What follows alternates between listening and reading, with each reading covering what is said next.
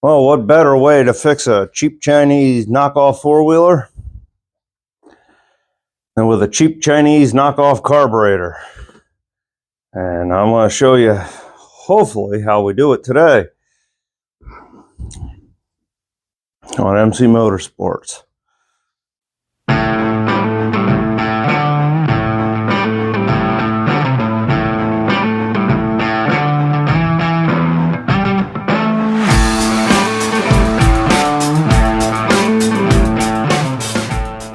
Well, as you can see, I got a mess going on here in the barn. Nothing new, but I want to get this done so I can get it out of here. What we got here, Viva Motorsports 2x4 ATV 300D. It's not mine. It's a guy up the road, out back, somewhere in the distance, up behind me. But he got it. I think he got it for free. But anyway, you can see my breath. It's a little chilly out here in the barn.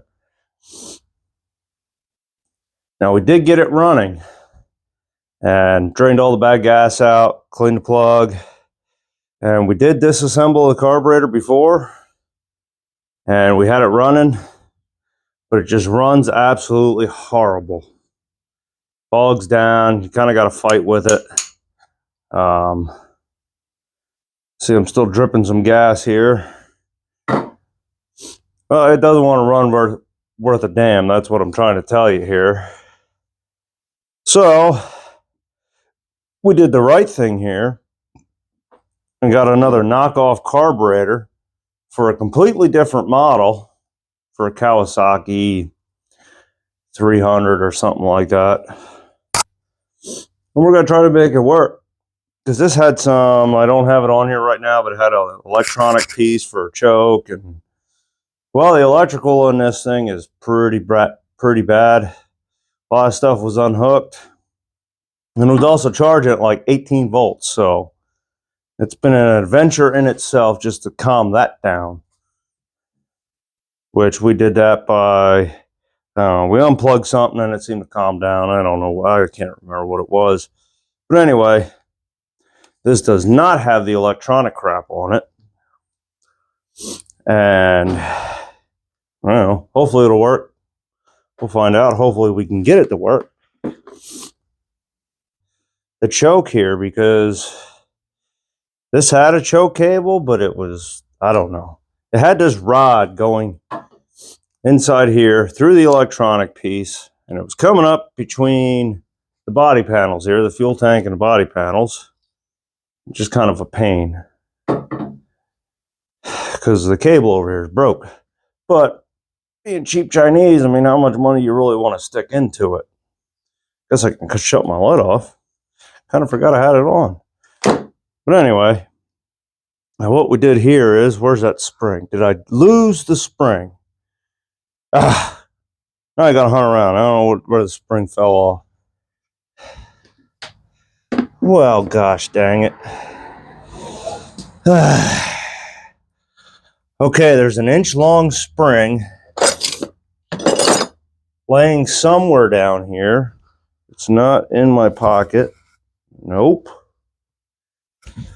So help me find this spring. If you see it, holler out to me. Let me know where it is. Well, come on now. Now I gotta go find me another spring, or find that spring. Oh, geez, ain't that my freaking luck. I take the headlight off and lose the spring. Well, maybe I'll... Nope, screw. There's a screw underneath the battery. That ain't good. I guess I'll get that out then.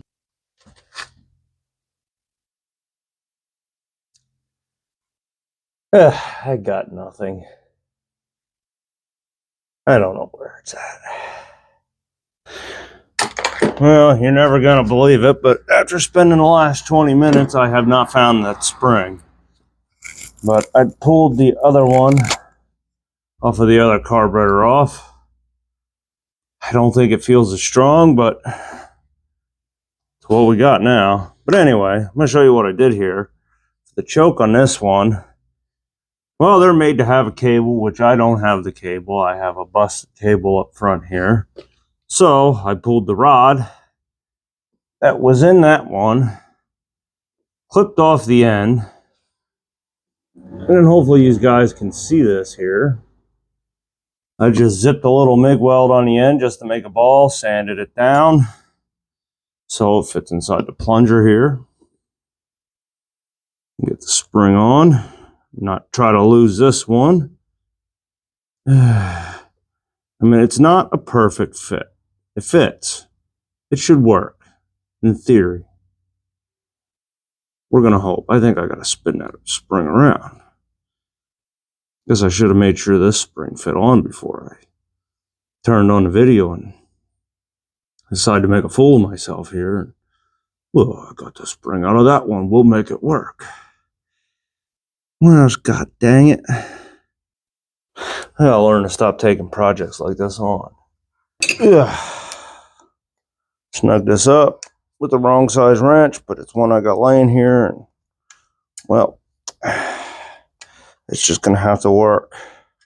And it's only a plastic piece, so you really got to be careful so you don't round it off or strip it out, because you can see the differences between these other than, hey, there's another spring. Oh man, I could have took that one.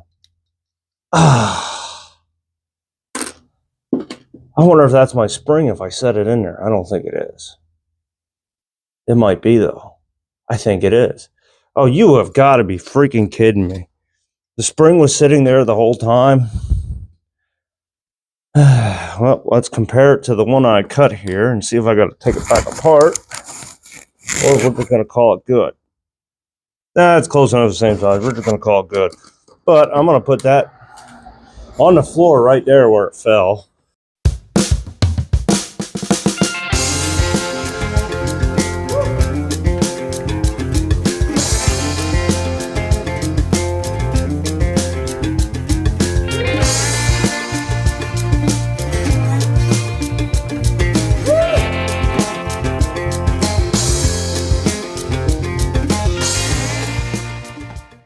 Well, what I came up with here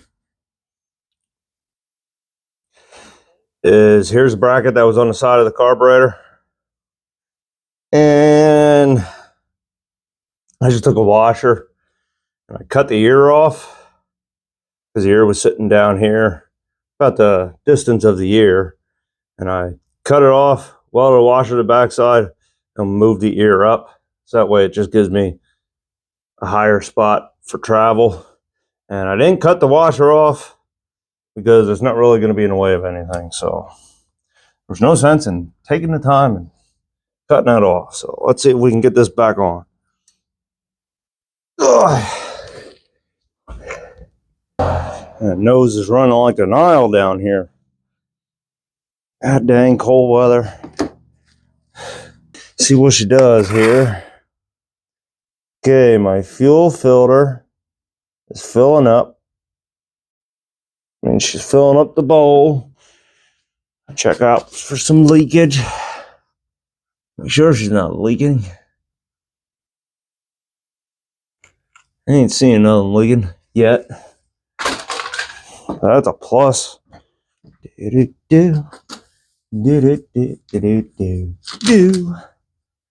Okay, I have the overflow in the bottom here at a spot where I could see it. But for the most part here, I think we're looking all right. Ain't seeing no leaking, which is always a plus. Pull my choke out.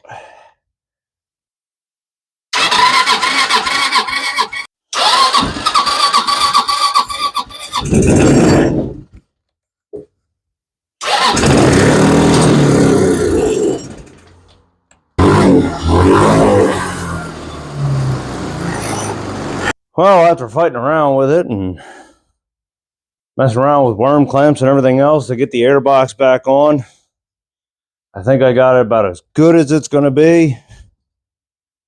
Still ain't perfect, but for what it is, some Chinesium stuff, About as good as it's gonna get. And it moves forward. Ugh.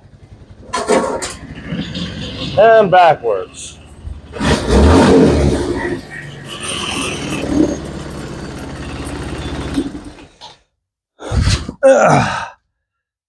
Fuel shutoff there is a little questionable.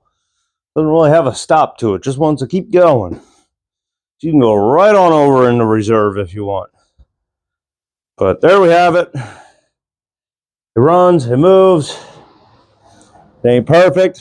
I'll try it again tomorrow morning. You know, once it's cooled down. Right now it's full temperature. The fan's kicking on like it's supposed to. And the lights do work.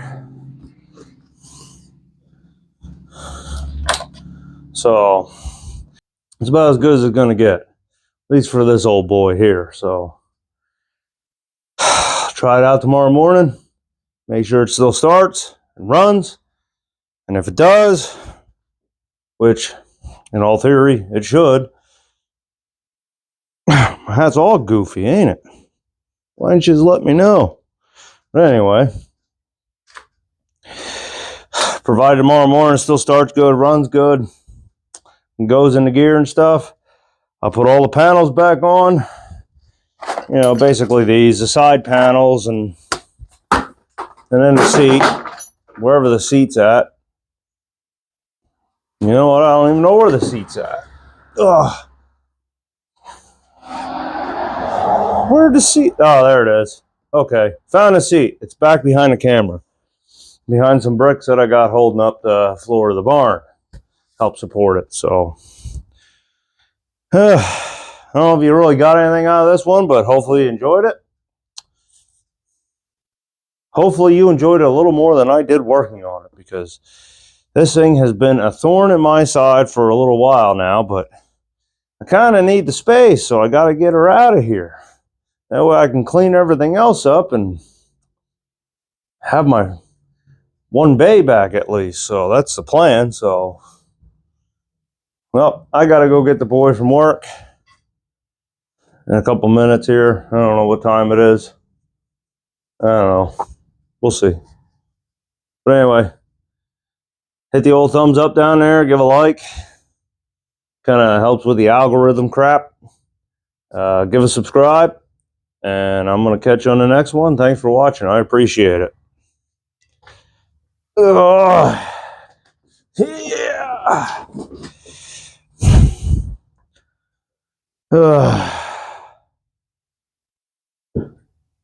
What a treat. I think you should sell it, but that's just me.